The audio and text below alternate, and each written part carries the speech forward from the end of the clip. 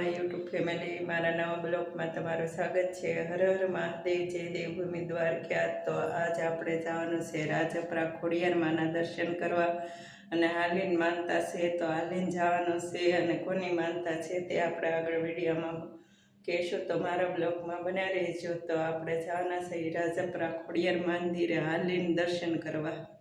આપણે જો વડલા પોગી ગયા છે હે, તો આપણે વડલા પગી ગયા અને પુલની હેઠે છે, અને આનથી હાલીને જવાનું છે આપણે। તો આપણે જો પુલની હેઠે છે અને વડલા પગી ગયા છે, અને આનથી હાલીને જાઓ, અને જે આપણે આરે આવે છે તે આવવાના જે બાકી છે એ આવે પછી જાશું। જો જે આપણે આરે હાલીને આવવાના છે તેની માનતા છે, તો આપણે તેની માનતા કરી હતી અને આવે પછી એસટી આવી, અને અમે હનુમાન દાદાનું મંદિર છે ખૂણા ઉપર। જો આ ખૂણા ઉપર હનુમાન દાદાનું મંદિર છે, અને જે આપણે હારે જે આવવાના છે તે નથી આવ્યા, એ આવે પછી આપણે જવાના છીએ। તો જો પુલનો અને વીજળી પણ થાય છે। જો મસ્તારામ બાપુને ઓલે પૂગી ગયા, તો અહીંયા ઘડીક બેસશું પછી હાલશું આપણે। ઘડીક બેઠા, પાણી પીધું, પાણી બહુ ઠંડુ હતું મસ્તારામ બાપુ પાસે, અને હવે આપણે પાછા હાલતા થઈ ગયા છીએ। તો આપણે હળવળો હાલતા વરસાદ જો મસ્ત મજાનું મંદિર દેખાય।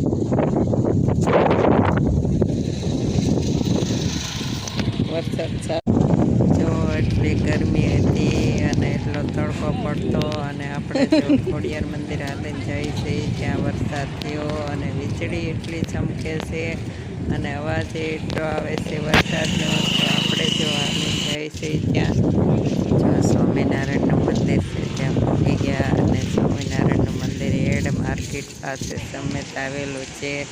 તો આપણે માર્કેટ પાસે પહોંચી ગયા છીએ। જો આપણે નારી ચોકડી પહોંચી ગયા।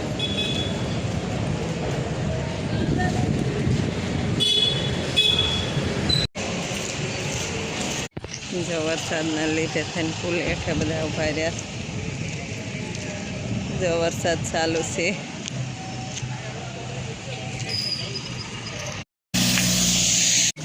વરસાદ ચાલુ થઈ જશે, અને અંધારું પડે તો જ વરસાદ દેખાય છે। તો સાધન આવે ત્યાં જો વરસાદ કેટલો આવે તે દેખાય છે, અને અંધારું છે।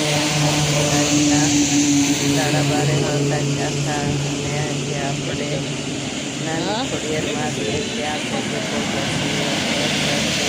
વરસાદ આવે છે। બોલો ખોડિયાર માની જય। તો આપણે જો ખોડિયાર મંદિર પહોંચી ગયા છીએ, અને બધી દુકાનો બંધ છે। તો આપણે વહેલા 5:30 ખોડિયાર મંદિર પહોંચી ગયા છીએ, અને પહેલાં નાહવા જઈશું પછી આપણે ખોડિયાર માના દર્શન કરશું। તો આપણે જો જે જગ્યાએ નાહવાનું છે ત્યાં પણ આવી ગયા છીએ, અને અહીંયા અંદર જો નાહવા ગયા છે, અને નાહીને આવે પછી આપણે આરતી ચાલુ થઈ ગઈ છે, અને પછી આપણે આરતીમાં જઈશું અને દર્શન કરશું, અને દર્શન કરીને પછી આપણે ઘરે જવા નીકળી જઈશું। તો આપણે જો નાહવા ગયા છીએ ને આપણે બેઠા છીએ, જો નાહીને આપણે મંદિર પાસે આવી ગયા છીએ, અને મંદિર પાસે જો બધાય આરતીમાં બેઠા છીએ, અને આરતી પૂરી થાય એટલે આપણે પણ દર્શન કરવા અંદર જઈશું। તો બધાય જો આરતીમાં બેઠા છે, અને આપણે બહાર મંદિરથી આપણે તમને દેખાડવી છે, અને બધાય જો આરતીમાં શાંતિથી બેઠા છે, અને પછી આપણે પણ દર્શન કરશું। તો આપણે જો બહાર આરતી મૂકી છે ત્યાં આપણે આરતીના દર્શન કરવી, અને બહાર આરતી લીધી, અને આરતી લઈને તે હવે તમને હું અહીંયા બહાર ખોડિયાર માના દર્શન થાય છે ત્યાંથી બહારથી ખોડિયાર માના દર્શન કરાવું। તો તમે બહારથી પણ દર્શન કરી લો ખોડિયાર માના। તો જો આપણે ખોડિયાર માના દર્શન તમે પણ બધા કરી લો। બોલો ખોડિયાર માતા કી જય। તો જો સરસ મજાના ખોડિયાર માના દર્શન થયા, આપણે પણ દર્શન બહુ સરસ કર્યા, અને આરતી થઈ, અને તમે પણ બધા દર્શન કરી લેજો। તો આપણે જો સવારની આરતીનો લાવો મળ્યો, અને સવારની આરતી આપણે કરી અને બહુ સરસ દર્શન કર્યા. તો આપણે ખોડિયાર માની સવારની આરતી અને દર્શન બહુ સરસ થઈ ગયા અને હવે આનાથી આપણે ઘરે જવા નીકળી જઈશું. તો જો આપણે ઘરે જવા નીકળી ગયા છીએ અને બધાએ આરતીમાંથી બહાર આવી ગયા છે અને બહાર આવીને તે આપણે પણ જો હવે નીકળી ગયા ઘરે જવા અને અમુક હવે આવે છે તે પણ દર્શન કરવા જો જાય છે. તો અમુક આવતા જાય તેમ દર્શન કરતા જાય અને બહાર મંદિરનો જો કાંઈક આવો નજારો છે. તો આપણે બહારથી પણ તમને દર્શન કરાવી. તો અહીંયા બહારથી પણ દર્શન ખોડિયાર માના થાય છે. તો જો આ જાળીમાંથી તમને દર્શન કરાવું બહાર ખોડિયાર માના. તો આપણે જો યુટ્યુબ ફેમિલીને ખોડિયાર માના દર્શન કરાવીશું બહાર જાળીમાંથી. તો તમે પણ બધા યુટ્યુબ ફેમિલી દર્શન કરી લેજો જાળીમાંથી ખોડિયાર માના. તો જો બહુ સરસ ખોડિયાર માના દર્શન થયા આપણે અહીંયા.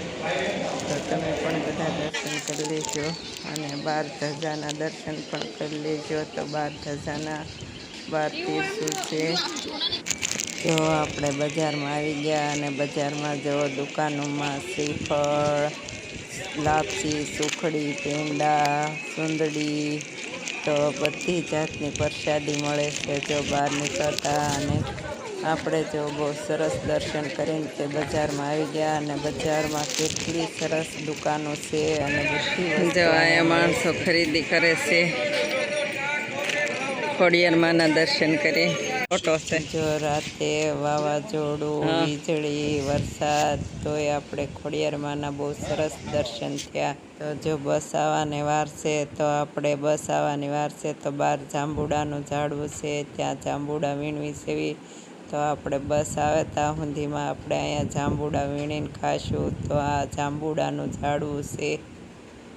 જો એસીવાળી બસમાં પહેલી વાર બેસી ગયા ખોડિયાર મંદિરથી. તો જો આપણે ઘર જવા નીકળી ગયા છે. હવે આપણે આથી ઘેરે જઈશું.